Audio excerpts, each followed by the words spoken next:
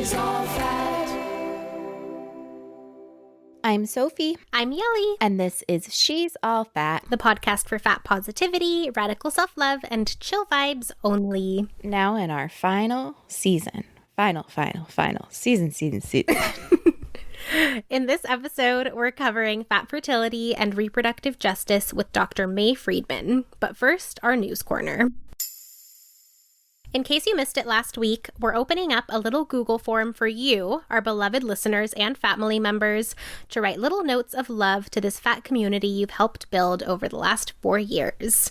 4 years, wow. Isn't that crazy? We're going to read your letters throughout the season on air, post them on Insta, and have a little home for all that love on our website. I feel so sentimental about the family, and I feel so proud when I see the connections y'all have made with each other online and IRL.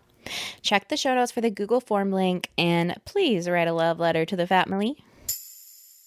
Family, in the final season of She's All Fat, our Patreon is more important than ever. We want to make sure our website and all of our episodes will be available long after our finale. And that's where the money from our Patreon is going, to make sure that folks can listen and access the resources we've compiled over the years. Not to mention, it's your last chance to get in on all of our Patreon perks. When you join our Patreon at Team Paisley Moo or above, that's $7 a month, you get access to our legendary patron-only Facebook group where people are talking about fat tarot cards, soup, and dating apps. You'll also get a bonus mini-sode every Friday. This season, we're doing something new and exciting for these minis. That's right, we're doing a Big Sister mailbag. Every week, we're taking your questions about topics like dating and work and answering like the big sisters we both are. This week, we're answering your questions about dating. Stick around at the end of the episode for a sneak preview. In conclusion, now's the perfect time to go to patreon.com/she'sallfatpod and make a pledge to help your fave fatties and future Fatmily members. So, like we said, this week's episode is about reproductive justice and all the ways it intersects with fatness and fat justice. Before we play the interview, I want to spend some time talking about reproductive justice and who often gets left out of this combo. First, a little history. We've got this from Sister Song, a woman of color reproductive justice collective. Indigenous women, women of color, and trans people have always fought for reproductive justice, but the term was invented when a group of Black women gathered in Chicago in June of 1994. They recognized that the women's rights movement, led by and representing middle-class and wealthy white women, could not defend the needs of women of color and other marginalized women and trans people. We needed to lead our own national movement to uplift the needs of the most marginalized women, families, and communities. More history from Sister Song. Quote, these women named themselves Women of African Descent for Reproductive Justice, and RJ was born. Rooted in the internationally accepted human rights framework created by the United Nations, reproductive justice combines reproductive rights and social justice. The progenitors of RJ launched the movement by publishing a historic full-page statement with 800-plus signatures in the Washington Post and Roll Call. Just 3 years later, in 1997, Sister Song was formed to create a national, multi-ethnic reproductive justice movement. Even now, mainstream reproductive justice movements often fail to address the specific needs of Indigenous women, women of color, and trans people. We aren't the experts on those specific needs, but we did some research and we have some experts to point you towards. I want to shout out Sister Song, of course, as well as Fertility for Colored Girls and an organization called Ancient Song. Check the show notes for those links, and please do check them out.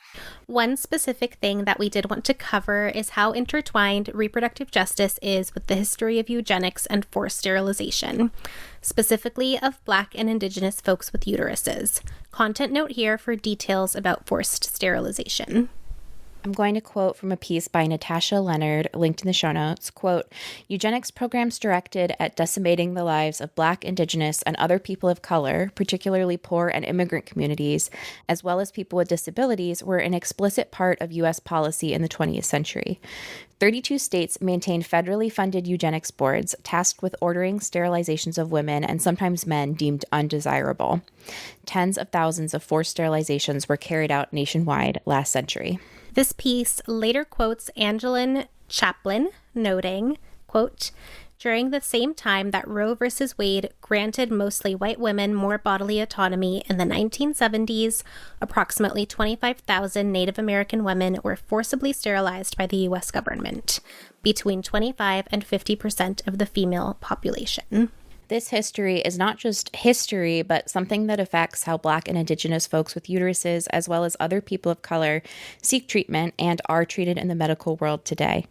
Forced sterilization still happens, largely affecting incarcerated Black and brown peoples. We'll include some more info in next week's episode, which is a part 2 about fertility and reproductive justice, as well as a ton of resources and places to donate, and please do donate if you're able. I hope that gives you a little bit more context when we talk about reproductive justice and the people that are still being left out as you listen to our episode. Now, here it is.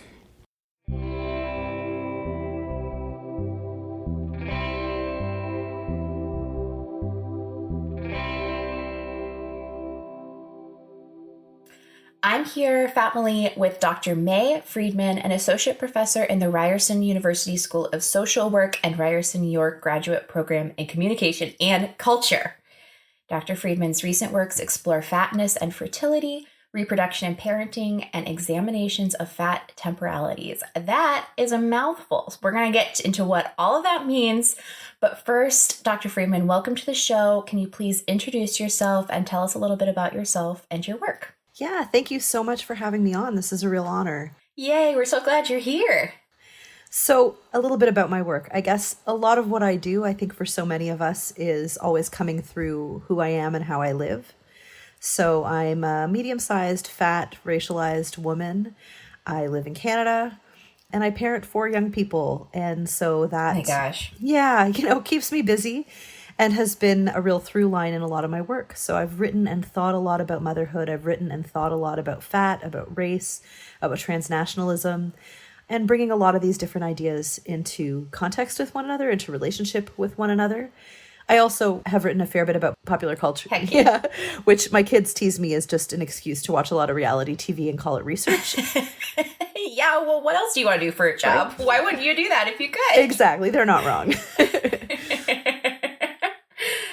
So, can you talk to us a little bit about what reproductive justice is and what fat justice is and how those things relate for you? Fair enough. I will say these are always porous definitions. This is just my take on it. Yes. This is just our framework for this Exactly. Yes. I think of reproductive justice as really about access more than anything else. So access to abortion has been a big part of the reproductive justice fight in the last decades, for sure, but it's also about access to any kind of reproductive care, which includes birth control, which includes fertility and any kind of reproductive planning, pregnancy and postpartum support, and just really maximizing choice in any of those spaces. The way that I understand fat justice is similar, that we ought to be able to live whole, well lives, whatever that means to each and every one of us. And I deliberately am avoiding the word health here because I don't think that that's achievable or desirable for everybody, right? Yes. But that we are permitted to live in the world to the best way possible. And I see these things as in dialogue with one another because it's a really undiscussed, I think sometimes, fat space that when you're living through it can feel really quite overwhelming, quite ugly, and that there's a lot of gatekeeping around fat reproductive justice. I mean, it starts at the point of entry where we hypersexualize fat bodies or asexualize fat bodies, but it continues right the way through to thinking about the ways that we take up fat parents and parents of fat kids. Yes. It's a real through line in our fat lives, of course. That is very well said, and I think that's really true. We get a lot of emails from people who have questions about how and if and what they'll need to be able to pursue their own fertility or wanting to have kids. Or we get a lot of asks from people who are like, do you know of any fat positive doctors who can help me with my fertility? Doctors keep telling me I just have to lose weight, blah, blah, blah, blah. So this is clearly something that is needed in academia, because anything that is problem in the real world means that there's not representation in academia. Absolutely. Either. Absolutely. Yeah. Okay, I want to read the title of this piece of your work, Fat Reproductive Justice, Navigating the Boundaries of Reproductive Health Care, and a little quote from it The experiences of people in larger bodies seeking fertility and or pregnancy care through a reproductive justice lens, integrating an understanding of weight stigma with an understanding of who has access to reproductive technologies, who is allowed to become pregnant, and the discourses that surround pregnancy. That's just kind of a summary that like the one you just gave us. Mm-hmm. What did you write about in there? Tell us about what you found. I mean, I'm sure it's very it's hard to be Yes. But what are some of the details? Yeah, that there's a space of so much grief and so much shame. And there's already a lot of grief and shame and silence, I think, around reproduction generally, around unwanted reproduction, but also around very, very wanted, very desired reproduction. I think it's a complicated space, maybe because it's also so heavily gendered. And so it's something that we don't take the lid off of in a lot of different ways. And so to have that then be intersected with discourses of fatness and the ways your fat body gets taken up when you need help or if you want extra support, it gets really messy. And it's a really, really tender spot for people. You talk about how a lot of people have to become self-advocates in order to find care. You say, we discuss how individualizing resilience represents an incomplete solution in navigating the shaming and blaming encounters participants experience with healthcare providers. Mm-hmm. And I really resonate with that. That's something that I've always known I want to have a family, but I'm not quite ready, but I am 30. Mm-hmm. So within the next couple of years, I want to be thinking about it. And that's something that like feels exhausting and overwhelming to me, having known what I've had to do so far to get help for the various things that I have. That's right. I'm like looking ahead to that, like, oh God, this seems like a huge mountain to climb. Did you find any helpful things, or were you mostly finding like, oh, this really sucks? So a couple things. Folks who need fertility support have a particularly hard time. Yeah. I think because in our popular imaginary, fertility support is seen as optional, indulgent, unnecessary, right? So a lot of stories of folks who are told that because they're bigger, they can't do IVF because it will require anesthesia, even though these are folks who are getting anesthesia for many other things with no discussion. And I often think there's a real parallel between gender-affirming surgeries and fertility treatments that are seen as somehow luxuries as opposed to part of our, ability to live well and wholly, right? Yes. Once you are pregnant, I will say that for me personally and professionally, midwifery support made an astronomical difference. And it's one of the first places I ever encountered body positive healthcare. And I think a lot of my fat awakening actually was born through encounters with my midwife. Really? Yeah. I chose to have my babies at home after my first kid. And, I'm a researcher, so I went and I read all that research, and that's a pretty countercultural thing to do, to decide that you're going to step outside of the hospital model for childbirth.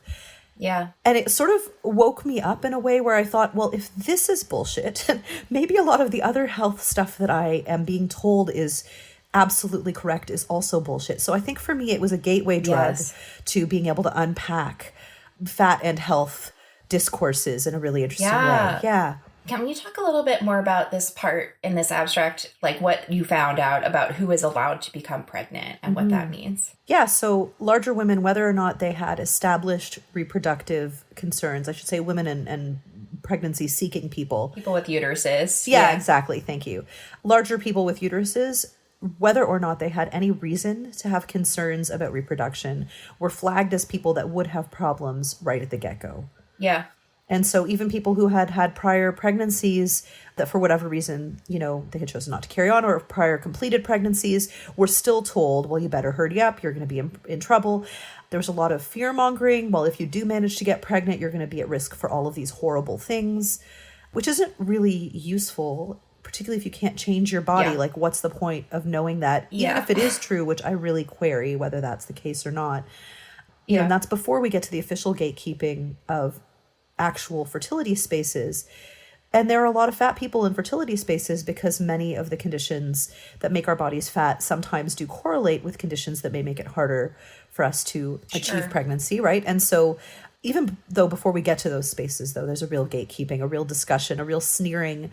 I heard stories from people, the idea that people would be in a position to get pregnant, that someone could love you and want to make a family with you, was even given kind of treated derisively. So it's a pretty ugly space. Yeah. I think that's a really good way to look at it, like who's allowed to become pregnant. I have definitely felt that pressure, even as someone who is not quite at the point yet where I'm doing it, you know, like when I've thought about it, part of the reason it's been intimidating to me is because of that feeling, you know, and talking about your work in reality as well. There's so much about like fat bodies not being good parents or being a good pregnancy things on like any kind of weight loss show that always say, I want to be able to have kids, or like, I want to do this for my kids or whatever. Right. Like as if you can only be a good parent if you're thin, basically. Well, and even worse than that, I wrote an article about Here Comes Honey Boo Boo, about the first couple seasons of the show before it went completely sideways. Oh, yes. Tell us. And in the first couple seasons of the show, not only is she a fat mom to fat kids, but she celebrates her kids' bodies. And that's the butt of the joke. Yeah. We are meant to, as an audience, be making fun of her because she's so stupid, frankly. She's presented as so stupid and so backward that she would tell her kids that they can be beautiful at any size. And for me, I think the first two seasons of the show are actually kind of a feminist anthem in a lot of ways. And I think it's really heartbreaking, the aftermath of what happened with the folks that were on that show. But the beginning part of it, as much as it was meant to be constructed as something that we made fun of, I thought was actually really quite empowering and amazing. Yeah. So that's a good transition to how reproductive justice and parenting intersect. Can you talk to us a little bit about fat parenting or queer fat parenting, or how these things intersect? Sure. Look, parenting is fucking hard. It's really hard. It's hard and it's unpredictable. And, you know, you can parent lots of kids, at least I can, who turn out to be completely different people under the same conditions, because it's a dynamic and very just bizarre and strange enterprise, you know? And the problem is that anytime you parent from a non-mainstream position, anything that goes wrong, and things will go wrong, they will always go wrong, is attributed to anything about you that is unusual. So it's because you're a racialized person, it's because you're Black, it's because you're fat, it's because you're queer, it's because you're trans. And I think that, of course, the answer is that we're all screwing up our kids all the time. Yeah. Because that is the nature of the game, because it is an impossible task. You know, we love them and we screw them up, and then we get up each day and we try again to do it a little bit better. Yeah. But if I'm screwing them up, it's not because I'm fat. Right. Yeah. It's because you didn't go to therapy. Everyone should go to therapy. That's how you screw up your kids' lives. Yeah, seriously. Oh my God. Okay. So I want to know when you're looking at these things, have you seen any hopeful things or things that make you feel excited or things that you want people to know about as resources? Like, because I'm sure there's a lot of stories I could be like, tell me the worst. I don't really want to hear the worst. I already know how bad it is. You know what I mean? Yeah. Well, a few things.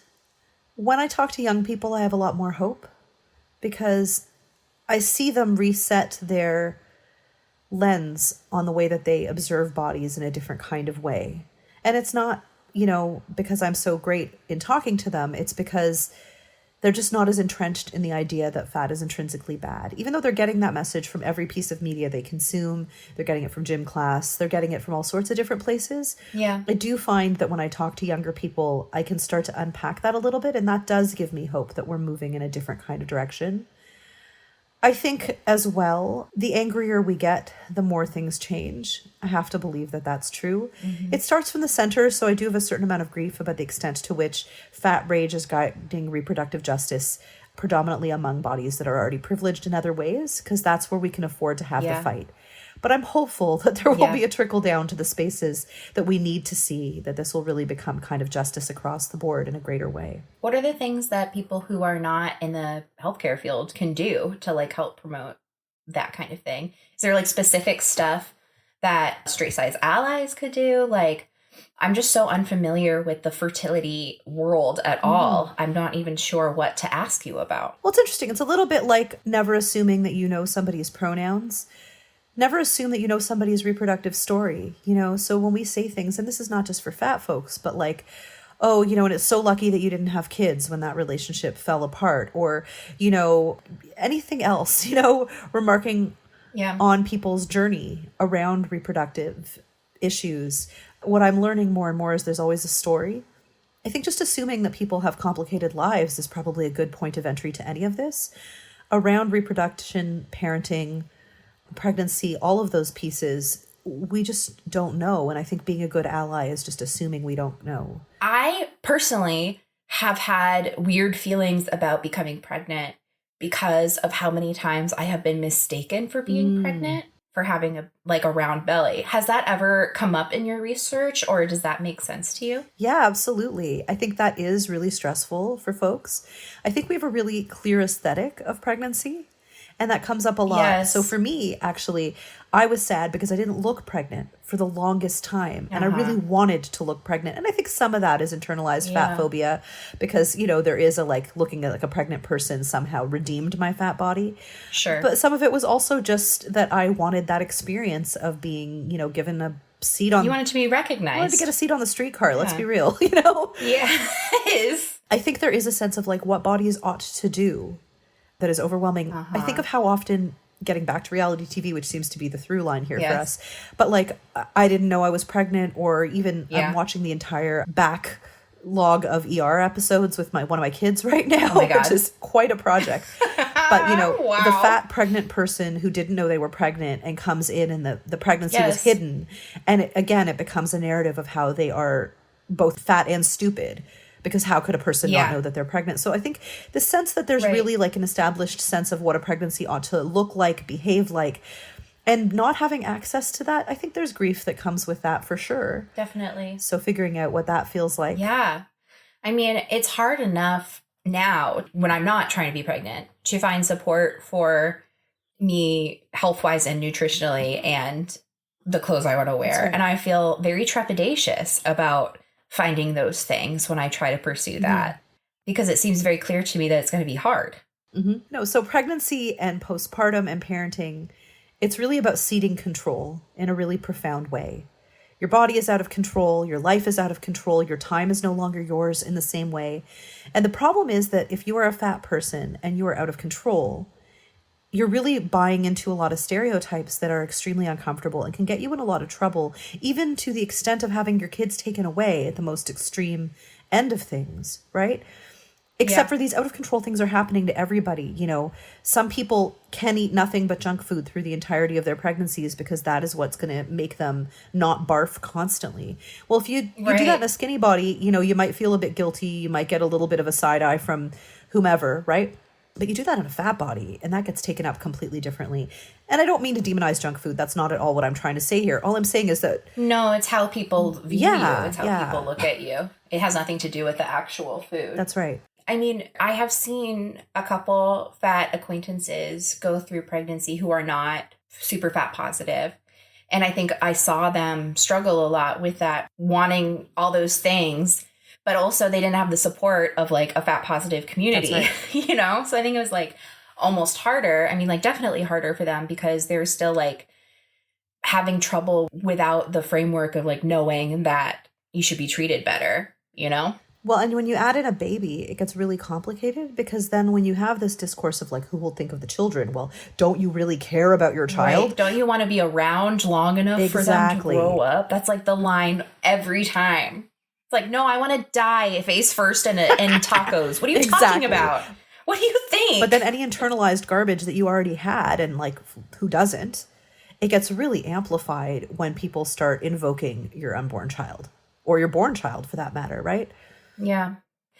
Even if you're still in diet culture, it doesn't make it easier. Even if you think you're aligning with what mainstream wants for you, it doesn't make it any easier because you're still going to face the bad stuff.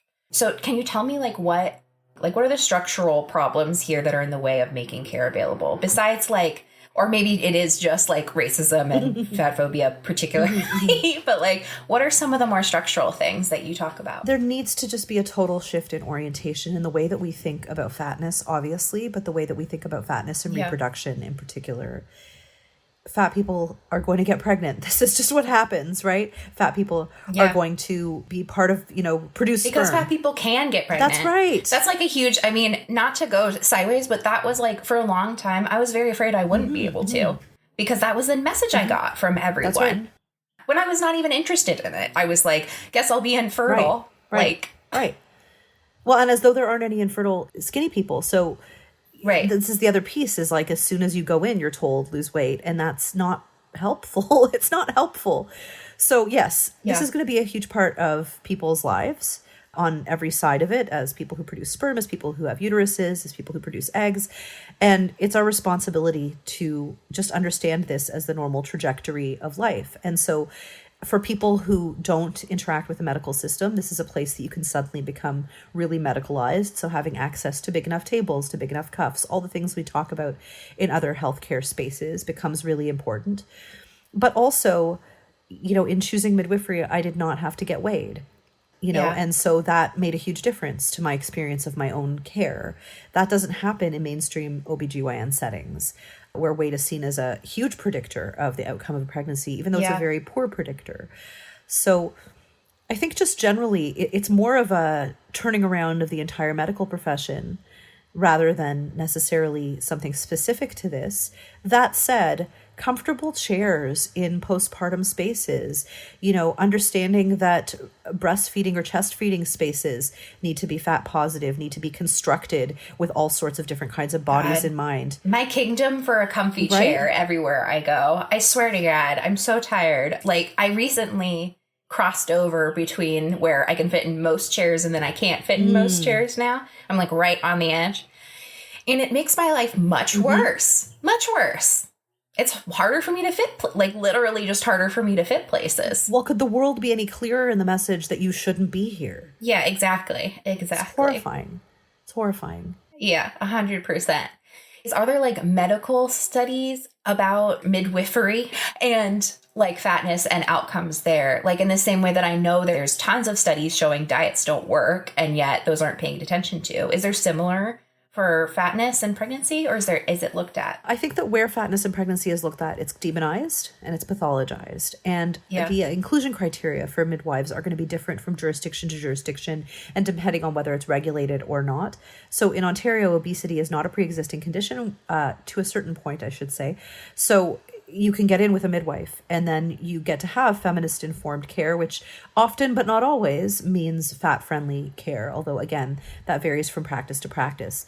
I don't think that there has been specific information collected though around fat friendly outcomes and reproduction. I think it's just still really taken for granted that fat bodies are riskier than non-fat bodies and therefore must be treated as such. And so I do wonder how many fat folks are risked out of midwifery care.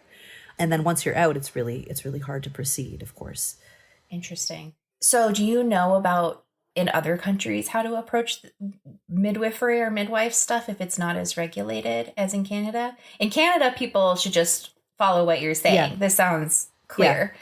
But what about here? What about in the terrible country to your south? What do we do here? I mean, the first thing you do is that you see if your insurance covers any midwives. And if so, you go track them down and interview them as soon as possible. Because there's a shortage, I should say. In North America, there's a shortage. Certainly in Canada, there's a shortage. I often say to people, before the test is dry, make that call. You might not be ready to tell your parents, but call the midwife because lots of people are turned away. And I think in the US, that's the case as well.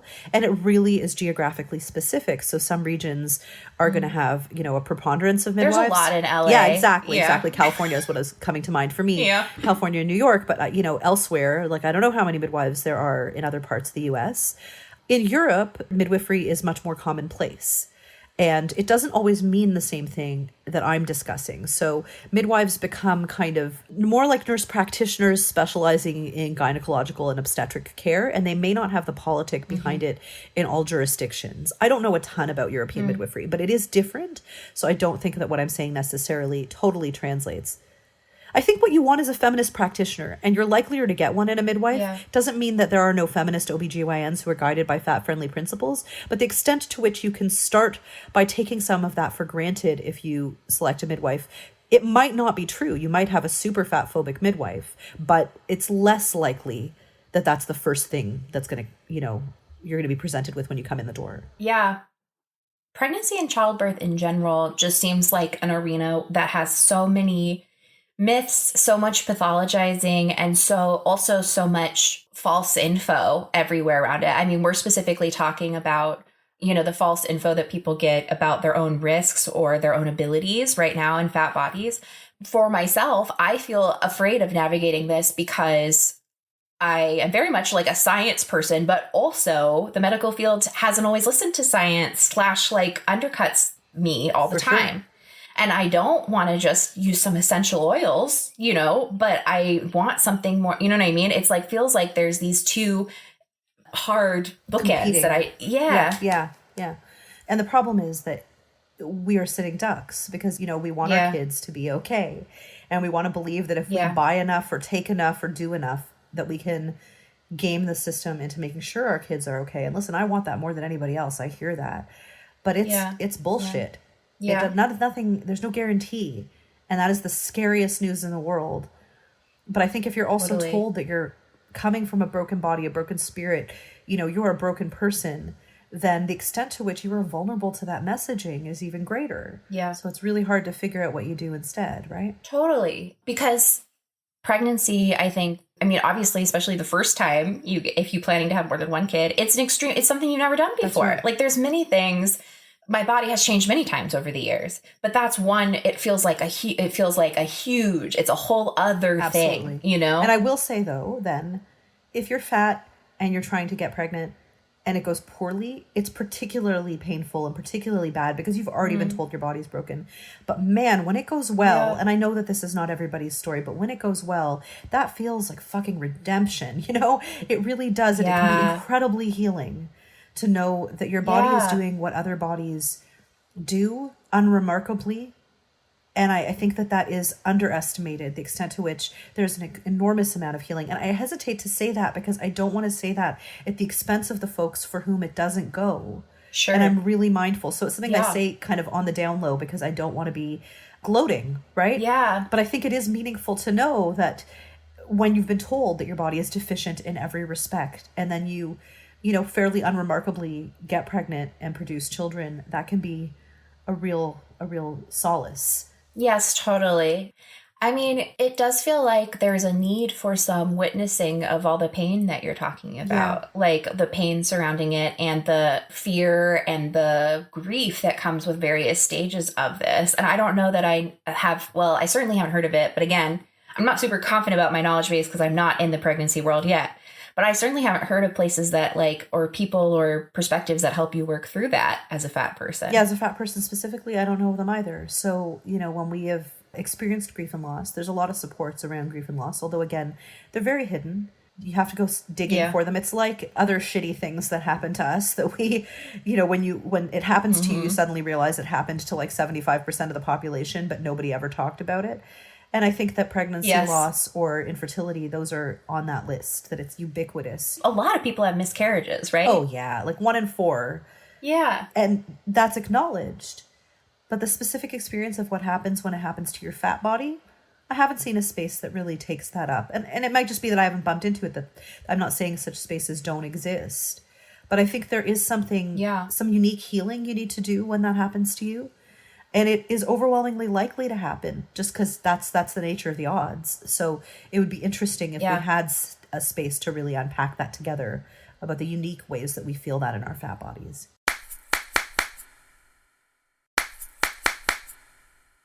Okay, what do you think is one of the most interesting things you've learned or discovered, or like most striking things that you wish everybody knew about? I mean, I don't know if this is the most striking, but somewhere along the way, I realized that the first things that we know about a child when it emerges are its weight and its sex, its presumed sex. Yes. I think that that's weird. I think that we are folding kids into a set of discourses around gender and size, literally as they begin to breathe. And I don't know. I think that there's something really troubling about that. Yeah, that's so true, that like all this emphasis is placed on these two things that like may or may not change greatly. I mean, obviously the weight's going to change because babies don't stay 7 pounds or whatever. Right. You'd hope not, forever. But I always wonder why people are like, this is their weight. And I was always like, okay, nice. What does that mean? Like, what does that tell me? I'm always like, cool. So that's like a small dog? Right, exactly. Like, I don't know what info we get from it. Well, and I mean, it is meaningful to the people taking care of that child because you need to make sure that it's thriving. So you need to know its weight, its real weight at birth, and you need to know where it goes from there. And so like the weighing, and this is interesting too, particularly because sometimes your baby doesn't gain weight and then that's super stressful as well. And suddenly you're measuring ounces and it's like the notion that inability to gain weight is tragic. It's like almost the first time that gets discursively considered. Wow. It's really interesting, Yeah. right? But you do need to know for a little while that information about weight is relevant to confirming. Sure, when you're a kid or baby. Yeah. But it becomes irrelevant extremely rapidly if all other things are okay. I understand why it would make, like, you got to track it. When a baby is just an extension of your arm. It's just a neopet. Yeah. You got to, you got to feed it. You got to take care of it. You got to do all the stuff for it.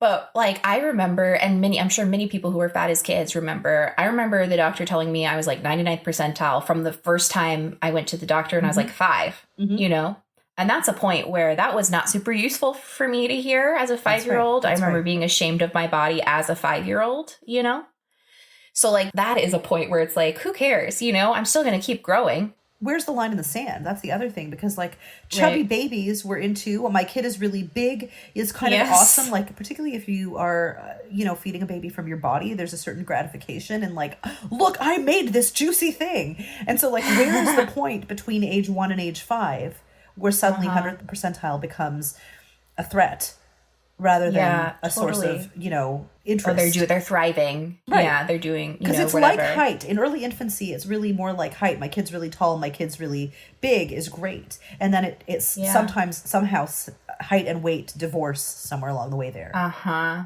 That's so true. Dang. Can't wait to have to worry about all of this. It's going to be awesome. I mean, I have always known I want to have kids. And like, I live with my boyfriend. We have been partnered for 7 years. Like, we're on track. Yeah. But even with all of that, like a super supportive, fat positive partner, like the resources and abilities to find what healthcare professionals I want, like even with that, it seems so intimidating. I'm in like the best position possible as a fat person to go after it. And like, I have support from my family. I have good insurance, quote unquote, whatever counts as fucking good insurance in this hellhole. I have a partner who supports me, and we, we're on the same page about stuff, and I'm still like terrified. I'm terrified of it. And everybody kind of should be. I mean, I don't really mean that, but like, pregnancy is not a foregone conclusion. You're like, yeah, good. Yeah. Well, no, what I mean is pregnancy is not a foregone conclusion for anybody that desires it. Yeah. And so it's interesting that you're afraid that it will be difficult or that you will be shamed or harmed along the way. I think mostly I'm tired of the doctor and the fights and the this and the that. I'm tired. I'm excited to have the baby. Yeah. I want to be pregnant and have a kid. I'm not excited for the shit around it. Yeah, I agree. But so this is where, for me at least, midwifery was transformative. And I know it isn't that for everybody, but for me, I really stepped outside of mainstream medicine because the majority of what was going on in my life for about 15 years was reproductive. And so I basically could just not go see my family doctor. I didn't really have a family doctor because most of the things that were going on that were, remarkable in my body had to do with my uterus. And so, and I get that that's a real privilege. It's the privilege of having unremarkable health. Yeah. So I don't take that lightly, but it did really, it salved some wounds for me, I will say. Yeah, totally. Wow, this has been a super interesting conversation. I have so many more things we didn't even get to. I wanted to talk about what unstable bodies are because I really like that phrasing and all sorts of other stuff. But this has been a great intro to reproductive and fat justice. I wish that we had more of like a just go to this person and you'll be fine, thing to say to people.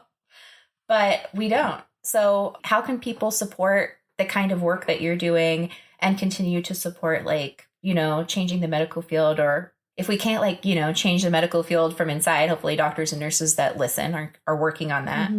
What can we do to support your work and to support other people's work that's trying to do similar stuff? It's a really good question. I think, it is part of the bigger project of fat justice, but just acknowledging this is a real key part of people's lives in the same way that I think we're starting to understand, for example, gender affirming surgeries as a critical fat justice fight, right? So I think this is a similar place where we need to really take the fight to this, but because you've got sort of a dual shame, the shame around reproduction and the shame around fatness, I think it stayed silent for longer than it ought to be. So I think seeing this, that maybe having, fat specific reproductive care or fertility care spaces that are designed for bodies like ours Not that there's a universal ours, but you know what I mean.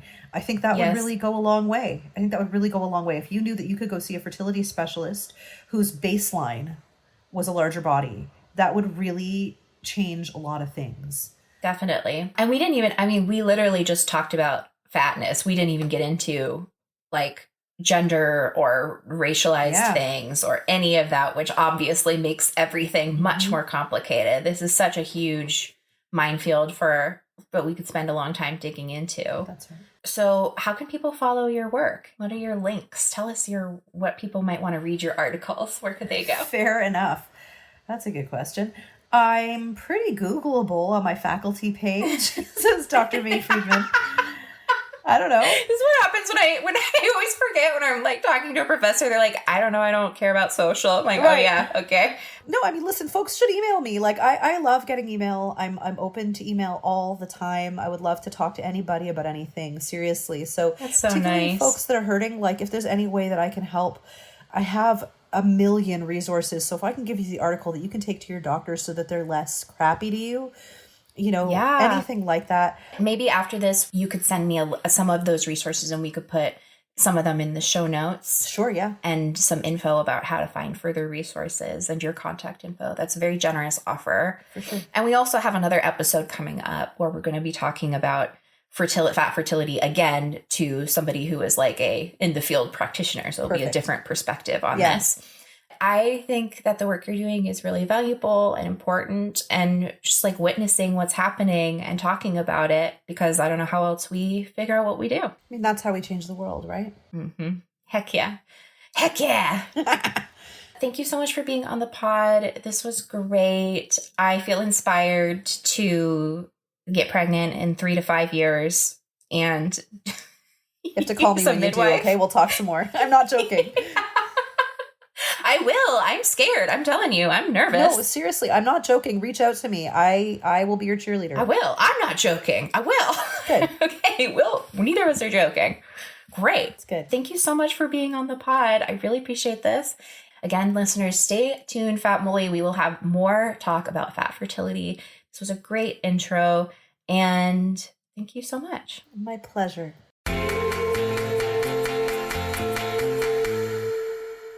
This season, we're doing a Big Sister mailbag for our patrons every Friday. This week's theme is all about dating. Woo. Mm-hmm. And we're answering questions like, what are the best conversation starters on dating apps? Oh my God. I'm going to be a bad person for this because Victor and I met on OkCupid when it was a website. Like Tinder swiping didn't start till after we were dating, literally. But I will say that I have watched a lot of my friends swipe, and my best friend Dana also is like a dating coach. So she talks about this all the time. So what I've learned from her is that she always asks a question, and she's also often very goofy because I think a lot of people do like, hey, how are you? It's like, what are you supposed to say to that? What are your thoughts, Yelly? I agree. Definitely ask a question if you can. And also be goofy with it. I remember I did have Tinder and Bumble and all of the good stuff. And I used to psych myself up so much for starting conversations to the point where I just never did. And I mean, obviously I don't have to now because I'm married, but looking back now, I definitely wish that I'd just like taken myself less seriously and told jokes and had more fun with it. I will say, because I figured out it was bi when I was dating Victor, I've never been on dating apps like for queer women or like people outside of men. And I think I would feel more intimidated by that / approach it differently. But especially if you're somebody who dates men, then you don't need to take it fucking seriously. Men are terrible on dating apps. You can just do whatever the fuck you want. Yes. I don't know about you, but where I live, everybody around my area who is a man or presents as masculine on the dating apps has a fish picture, like a picture of them holding up a fish. Famous fish pictures. Yes. Yeah, in LA, my friends are always, it's like actor, and then it says like it's them on a hike with a dog, and then it says something in their bio about how they want someone who's active, which means thin. True. There's like different stereotypes like every place. But yeah, I mean, especially if you're trying to talk to men, would be like, so you can take the beginning of the convo so unseriously. Like it so doesn't matter. Like, no offense, men who are listening, but like you could talk to a man on a dating app all day long because there's so many men out there on dating apps. And if it's a bad start to the convo, like just move on. You know what I mean? Like it's not that serious, which is why I especially recommend like being a little jokey or being like, you know, like making a joke about one of their pictures or like, you know, if they have something about, I don't know, some shared experience, being jokey about that. But it's just like, if it's a swipey app, you have so little info about them and it's like more about finding the vibe. I don't know. That's my opinion. And also if they're grumpy at you right away, then like, you know, get out of there. Yeah, who cares? Totally. You don't want somebody that you can't be goofy with. Not at all. Also, a tip from Dana is that she recommends getting to the point where you can do like a video chat very quickly because that's the best way to see if you have connecting vibes. So I recommend that also.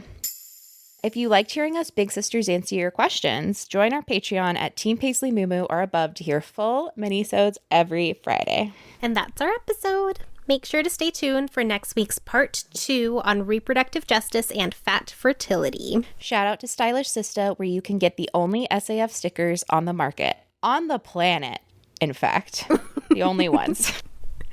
You can find the All Bodies Are Good Bodies collab at stylishsista.etsy.com for a limited time, and I can't recommend enough that you do. How else will you meet other Fatmily members in the wild? Reminder that we have a voicemail box at 213-375-5023, and we want to hear from you. We're currently working on an episode about queerness, and we want to hear from you. Did your relationship with your queerness change with your relationship to your fatness, or vice versa? I know it did for me. Tell us about it at 213-375-5023. And let me tell you, Sophie, about a really freaking sweet Apple Podcast review we got. They said, "When I listen, I feel so excited that there's another reality where fat is fine. But the pain of fatness in a society that at large doesn't accept fatness is not overshadowed. It's explored with love and compassion. It's a brilliant and intelligent podcast. Thank you, thank you, thank you for this message."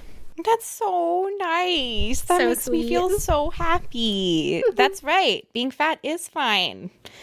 Especially right here. Hell yeah. Nobody allowed who doesn't think that. Fat's great. In fact, we were always bullying Lynn to get fatter. One day it'll happen. She was a true ally. She was. If you want to leave a legacy of reviews for me to cry over on the toilet long after SAF ends, please rate and review us on Apple Podcasts. As always, shout out to our patrons. Thank you to Emily Hagan, Priya Hay Chatterjee, Alexandra Beckley, Lee Sugar, Maria Martinfee, Sylvia Tetters McRae, Shay, Stephanie Lee, Amber Knox, Pearl Eustace. We could not make the show without you. Bye! Bye! She's All Fat was created by me, Sophie Carter-Kahn, and April K. Quio, who graduated. We are an independent production. If you'd like to support the work we do, you can join our Patreon by visiting patreon.com/she'sallfatpod. When you pledge to be a supporter, you'll get all sorts of goodies and extra content. Please make sure to leave us a review on Apple Podcasts. It's super important in making sure people find the show so we can grow the Fatmily. Be sure to check out the show notes for links to the stuff we mentioned today. And don't forget to send us your questions at fyi@she'sallfatpod.com. You can also leave us a voicemail at 213-375-5023, and we might even play it on the pod. Our episode ads are done in partnership with Acast. If you're interested in sponsoring the show, you can get started at acast.com. Our theme music was composed and produced by Carolyn Pennypacker-Riggs. Our website was designed by Jesse Fish, and our logo is by Hannah Sanger. Lynn Barbera co-produced and edited this episode. Yelly Cruz is our magical junior producer. Our thin crony forever is Maria Bertel. I'm our host and co-producer. Our Facebook, Instagram, and Twitter handles are at She's All Fat Pod. You can find the show on Apple Podcasts, Spotify, Stitcher, Google Play, and wherever else you get your podcasts. Stay safe. We love you.